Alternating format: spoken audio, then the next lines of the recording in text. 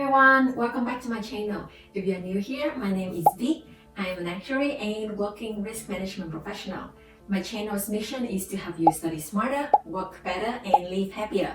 So last year, I made a video about the 10 benefits of volunteering. So this week is actually a National Volunteer Week in Canada. So besides celebrating the effort of our volunteers, today I want to talk about how we can leverage volunteer experience for our own professional development, from getting the first job to advance our career. And today I am very pleased to have another good friend of mine to join me to share her own volunteer stories and insights. Hi everyone, my name is Fan.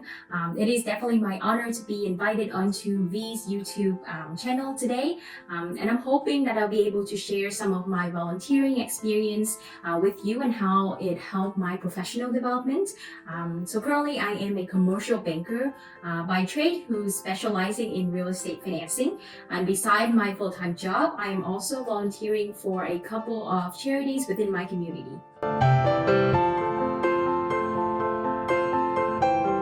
I first came to Canada as an international student. Volunteering was a way for me to improve my English, which is very critical. Because if people do not understand you and if you cannot communicate effectively, it will be very hard to sell yourself and to get a job that you want later on, or just feel like being a part of the community.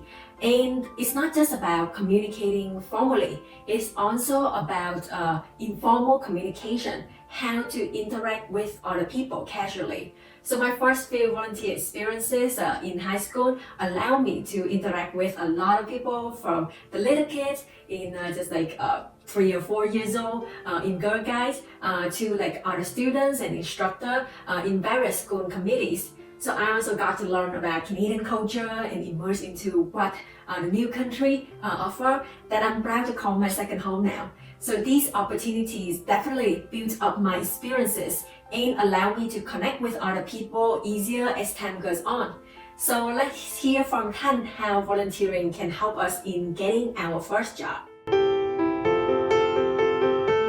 So let's take a second and put ourselves in the shoes of the employer and say you need to hire a new role for your company. After going through all the applications, you finally down to 2 applicants. Now these 2 applicants both have the same GPA. They went to the same level of university or college within Canada, and they basically tick all the boxes when it comes to the technical skill. But one of the applicants have been volunteering within their community or participating in their school clubs. Now which one are you going to hire? I mean, if you're asking me, I would likely hire the one that have been going above and beyond and been involved in their community or their school. And this is why. So when you volunteer, it shows that you are a team player. When an employer hires someone, they're definitely looking for the best fit for the role, which means that the person has to be able to, of course, do their job, but they're also looking for someone that can get along with the team. So when I was in university, I volunteered as a mentor for international students. And the role allowed me to help international students to settle in when they first arrive in Canada. And the role itself helped me to improve on my communication skills, my leadership skills, and most importantly, my teamwork skills, because I get to work with a group of mentors and figure out how can we help the international students when they first arrive in the new country. When you volunteer, it shows that you have time management skills. This is by far the most important skill when you enter the real world. By volunteering, it shows the employer that you know how to prioritize your work and your time wisely, and hence you'll be able to work efficiently and effectively in your role. And when I was in university, besides schoolwork, I volunteered for several school clubs, and I was also doing a part-time job. When you volunteer, it helps you to improve your technical skills. When I was in my second year university, I knew that I wanted to be in finance when I graduated. So I volunteer for a not-for-profit organization called ISEC, which is a platform that helps students to find work overseas. So I was volunteering there as a vice president of finance. The role provided me with the opportunity to lead a team working on financial statements, budgeting, forecasting, doing internal audit, and also fundraising. And all of those experiences have helped me to land my first co-op job for one of the Fortune 500 companies. And from the first co-op job, helped me land in my second co-op job, then my third co-op job, and then my full-time job. So my story is actually very similar to Thanh, how using volunteer experience, I was able to get my first co-op job, and then the second one, and then so on, and then my full-time job.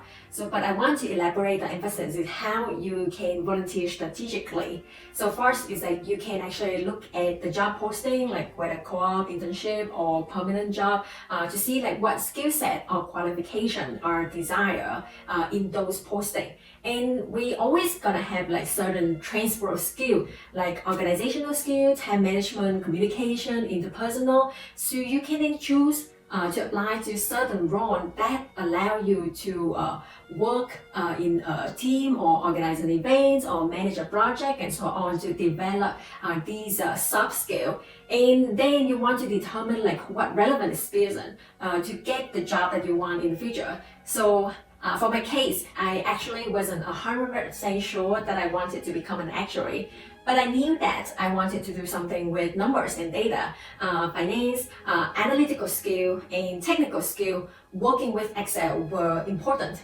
So one of my volunteer positions was a treasurer, where I developed bookkeeping, accounting knowledge, and proven experience working with Excel functions and so on. So overall, I strategically applied for certain volunteering opportunities that will allow me to develop relevant experience and skill set. And you can see that like actually by applying to these opportunities, you also get the opportunity to hone your writing skill in resume and cover letter, as well as interview skill as well. So that will be like greatly benefit when you actually have to apply for a co-op job or permanent job afterwards. And the more experiences you gain, the more things you can have and on your resume, and more things you can say in an interview to give your potential employers like real example of your professional experiences, your work attitudes, your values, and so on. And especially the work with like when they have behavioral questions, like they always want to have you to be able to tell a story of how you would do things when you encounter things. So by doing a lot more things, then you would have more stories to tell. And actually, it's also a great way to explore different career options. So being a treasurer helped me realize that I didn't really want to become an accountant, and that I'm interested more in a bit more like mathematical, quantitative, financial stuff. So that was actually a good way to for me to realize it and see like trying different things more. Once you landed a job, the benefit of volunteering don't just stop there. It can also advance your career as well. So with my line of work, networking is extremely important for my professional development. And one of the best ways for me to build my network is to volunteer. So I'm currently sitting on the board of directors for a local charity foundation called Food for Kids Mississauga. And this is a foundation that helps provide healthy food for kids that are in need, so that they can have food on the weekend. So not only that I'm able to give back to my community, the role itself is very fulfilling. My position has helped me connect with other board members who work in various different fields. And through them, I get to connect with different business owners and professionals who have directly and indirectly contributed to my professional developments. So for myself, as an actuary, it is very important that I need to keep up to date with changing trends and knowledge in the profession and the industry. So I have volunteered with 3 actuarial organizations, including the Society of Actuaries, the Canadian Institute of Actuaries, and the Actuarial Foundation of Canada. So a few of my volunteering roles are more technical.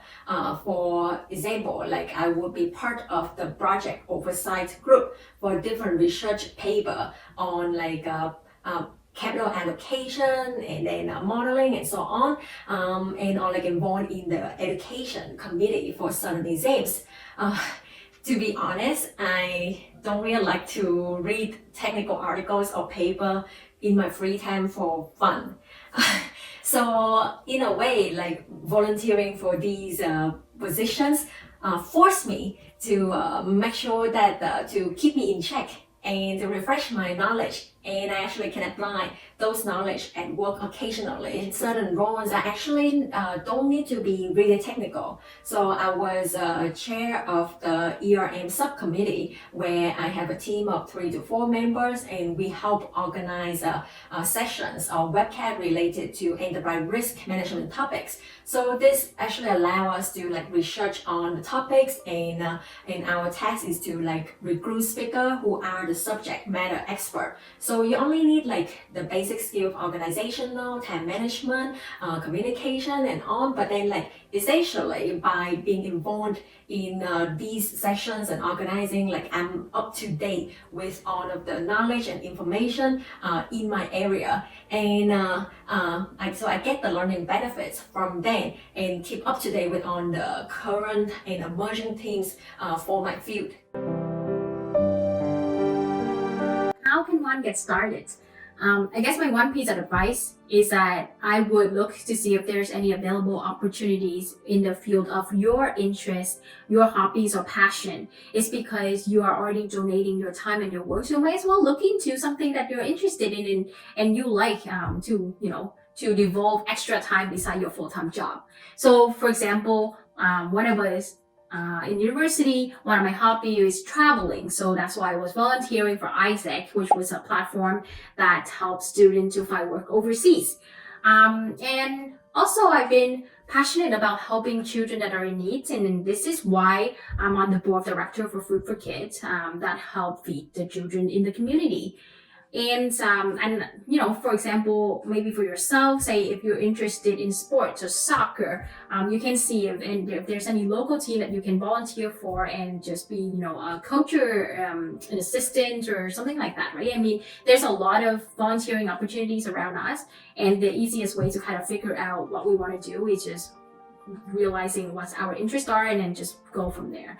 And also by volunteering in the field of your interests, you get to connect with like-minded individuals who are easier to work with and to connect with. So due to the pandemic, a lot of different organizations have moved their work virtually, and this actually allows greater opportunities than ever for you to get involved in an organization. So actually all of my work with the CIA, SOA, FSC were done on a computer over the phone previously, but now we upgrade to use a video conference instead, so we can also see our faces sometimes and not just listen to people's voice anymore. So besides different non-for-profit organizations supporting different causes, like Thanh mentioned, if you are a member of a professional organization like the SOA, CIA, or CFA Institute, they all largely run by volunteers, and as member, you actually are the only ones that can volunteer to help the next generation. So it's quite meaningful, and it is a great way to also build your network. So you definitely can volunteer for your professional organizations, and the Actuary community, especially in Canada, is actually quite small. So you never know if you are going to work with someone in the future. And having a strong network will benefit you greatly in the long run. So Thanh, do you have any final tips on how one can manage volunteering with other work and commitments?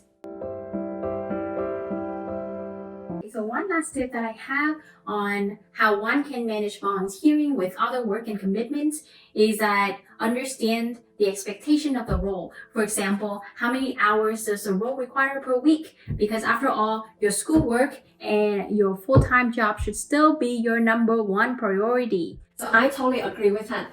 Planning and prioritization is key. But I also believe that by doing some volunteering work for a cause that you are passionate about, it helps you get a certain fulfillment that will benefit you in return, or get you refreshed and be more energized when you have to tackle your main work or study. I hope you all got some tips to help you how to leverage volunteering work as a way to benefit you both professionally and personally. And at the end of the day, we are making a difference by volunteering. The theme for the National Volunteer Week this year is the value of one, the power of many. So it reflects on the acts of kindness by millions of individuals and on the magic that happens when we work together towards a common purpose. So thank you to everyone who has volunteered and found ways to support family, friends, and the community. Thanks, Thanh, for being here on my channel today. And if you find these videos helpful, don't forget to give a thumbs up. And I wish you another happy week ahead. So bye now, everyone.